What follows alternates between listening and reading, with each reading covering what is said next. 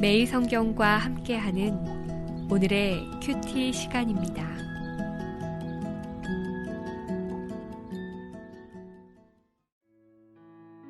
(2월 17일) 오늘의 말씀은 요한복음 13장 31절에서 38절입니다. 그가 나간 후에 예수께서 이르시되 지금 인자가 영광을 받았고 하나님도 인자로 말미암아 영광을 받으셨도다. 만일 하나님이 그로 말미암아 영광을 받으셨으면 하나님도 자기로 말미암아 그에게 영광을 주시리니 곧 주시리라. 작은 자들아, 내가 아직 잠시 너희와 함께 있겠노라. 너희가 나를 찾을 것이나 일찍이 내가 유대인들에게 너희는 내가 가는 곳에 올 수 없다고 말한 것과 같이 지금 너희에게도 이르노라. 새 계명을 너희에게 주노니 서로 사랑하라. 내가 너희를 사랑한 것 같이 너희도 서로 사랑하라. 너희가 서로 사랑하면 이로써 모든 사람이 너희가 내 제자인 줄 알리라. 시몬 베드로가 이르되 주여 어디로 가시나이까? 예수께서 대답하시되 내가 가는 곳에 내가 지금은 따라올 수 없으나 후에는 따라오리라. 베드로가 이르되 주여 내가 지금은 어찌하여 따라갈 수 없나이까? 주를 위하여 내 목숨을 버리겠나이다. 예수께서 대답하시되 내가 나를 위하여 내 목숨을 버리겠느냐? 내가 진실로 진실로 내게 이르노니 닭 울기 전에 내가 3번 나를 부인하리라.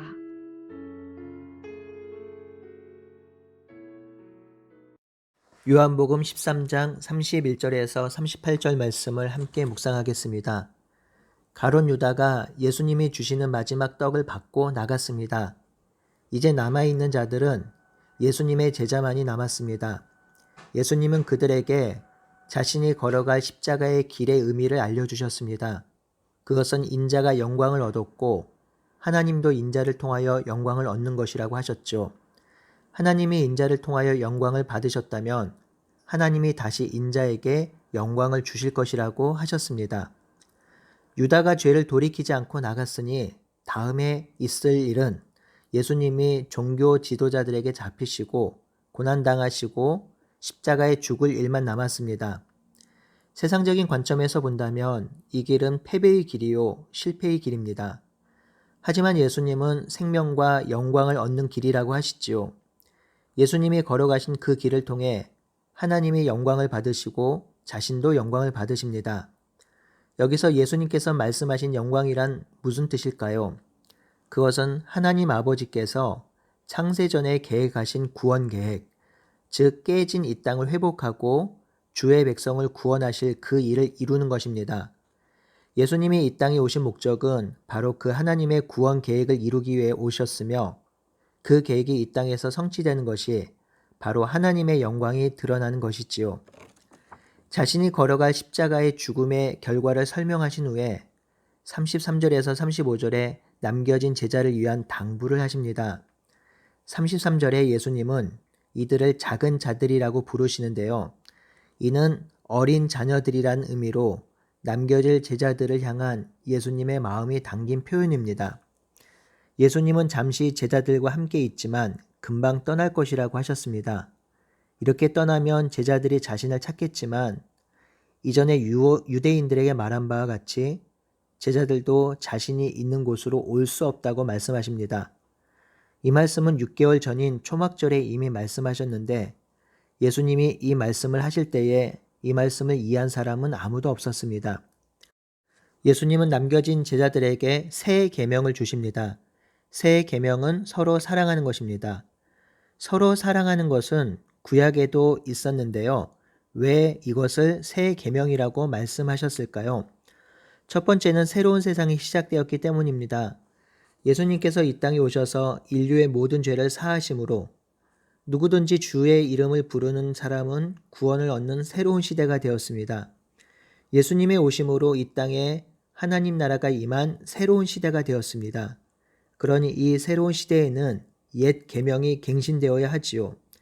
새로운 시대에 옛 언약을 갱신한 새 언약, 새 계명의 시대가 시작된 것입니다. 두 번째는 하나님과 새로운 관계에 들어가기 때문입니다.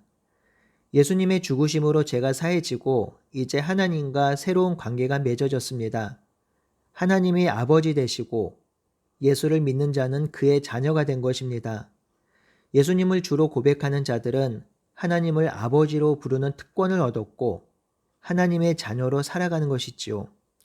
성도는 하나님의 자녀로 하나님의 가족으로 살게 되었습니다.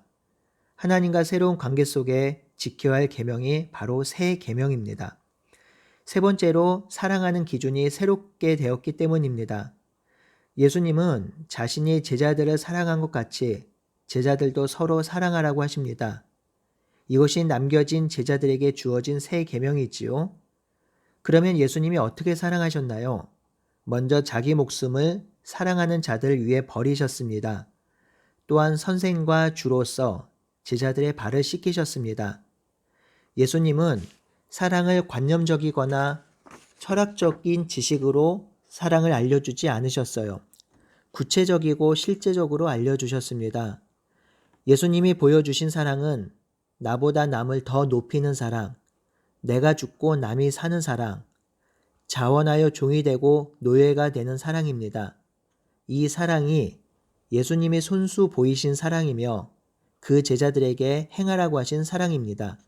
이 사랑이 새 계명입니다. 사랑하는 형제자매 여러분, 예수님의 죽으심과 부활로 말미암아 이 땅에 하나님의 나라가 시작되었습니다. 그리고 우리를 새 언약 백성 삼아 주셨습니다.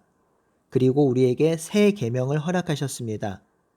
이 새 계명은 구약의 언약을 성취한 것이며 이 새 계명은 새로운 하나님 나라의 계명이며 이 새 계명은 예수님의 사랑으로 서로를 사랑하는 계명입니다.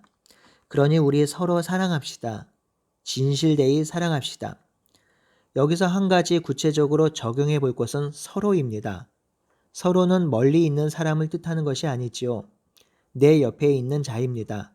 서로라는 말은 내가 바라볼 수 있고 내가 지금 교제할 수 있는 근접한 곳에 있는 사람입니다. 예수님은 놀랍게도 서로 사랑하라고 합니다. 제자들 입장에서 보면 바로 옆에 있는 11 제자들이겠지요. 우리로 따지면 두레원이겠지요. 두레원을 먼저 사랑하는 것이 하나님의 백성의 의무이자 특권입니다. 멀리 있는 사람을 사랑한다 말하기는 쉽습니다. 하지만 정작 어려운 것은 내 옆에 있는 사람을 사랑하는 것입니다. 왜냐하면 나의 삶과 연결되어 있고 겹쳐 있기 때문에 서로 다른 점, 틀린 점이 많이 보이기 때문이죠. 그것을 용납하고 품기가 어렵습니다.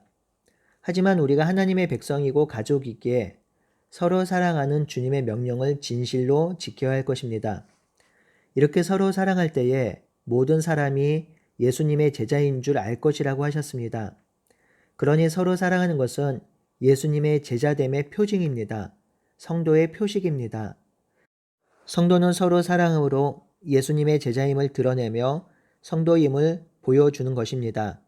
왜냐하면 하나님의 본질적인 속성은 사랑이기 때문이죠. 삼위 하나님께서 서로 사랑하시며 서로 사랑하심으로 세상을 창조하셨고 사랑하시기에 우리 가운데 거하시며 우리를 구원하시고 회복하십니다. 이 사랑이 충만할 때 사랑이 흘러넘쳐 하나님의 사랑을 세상에 보여주고 드러낼 수 있는 것입니다. 교회 건물이 커지고 큰 힘을 가지고 있다고 하나님이 세상에 드러나지 않습니다. 교인 수가 많다고 하나님이 드러나지 않습니다. 교회가 그리고 성도가 진실되이 사랑할 때 그 사랑이 하나님을 세상에 보여주게 되는 것이지요. 예수님께서 그의 제자들과 백성들에게 서로 사랑하는 새 계명 주신 것을 기억하며 성도들을 진실로 사랑하는 우리 모두가 되기를 바라고 소원합니다. 예수님께서 이렇게 말씀하시는데 베드로는 예수님이 서로 사랑하라는 말씀보다 예수님이 떠나시는 것에 더 관심을 갖고 있습니다. 그래서 어디로 갔는지 묻지요. 그러자 예수님은 내가 가는 곳을 따라올 수 없다고 합니다. 하지만 베드로는 예수님을 위해 목숨을 버리겠다고 결단하지요. 바로 그때 예수님께서 베드로에게 충격적인 예고를 하십니다. 닭 울기 전에 3번이나 부인할 것이라고 하셨습니다. 여러분, 사람은 연약합니다. 모두 다 약해요. 지금은 예수님을 위해 죽을 수 있다 하지만 어려움이 오고 고난이 오면 쉽게 배반하고 부인합니다. 그렇기 때문에 우리는 항상 겸손해야 합니다. 언제 어디서 넘어질지 몰라요. 오늘 잘 살다가도 바로 내일 넘어지기도 하지요. 우리가 원래 그래요. 그러니 우리가 이 땅에서 주의 백성으로 진실되게 살아갈 수 있는 것은 예수님께서 행하신 것을 바라보며 그것을 온전히 깨닫고 믿고 나아갈 때입니다. 예수님이 하나님의 아들이심을 믿고 예수님이 하신 말씀이 진리임을 붙들 때 우리는 승리할 수 있습니다. 베드로가 그랬지요. 나중에 예수님께서 하신 말씀이 온전히 믿어지며 그것이 성취됨을 보면서 주의 사명을 감당할 수 있었고 예수님을 위해서 순교당할 수 있었던 것이지요. 성도 여러분, 언제나 하나님 앞에 겸손하며 예수님의 말씀을 붙들고 살아갑시다. 그것이 이 땅에서 승리하는 가장 중요한 삶의 요인임을 기억하며 오늘 하루도 살아가는 우리 모두가 되기를 바라고 소원합니다. 아멘.